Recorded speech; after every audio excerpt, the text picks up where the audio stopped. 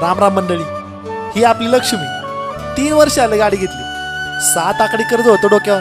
विघ्नहर सहकारी साखर कारखान्याला गाडी लावली. लांबून लांबून उसा नाहीचा.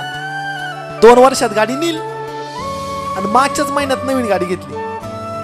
सत्यशील दादा शेरकर आणि संचालक मंडळ यांच्यामुळे व्यवहार एकदम व्यवस्थित चालू आहे आणि आमचं पण लय भारी चालू आहे बरं का. चला मंडळी येतो. संपत तिकडली लाईन बघून घे.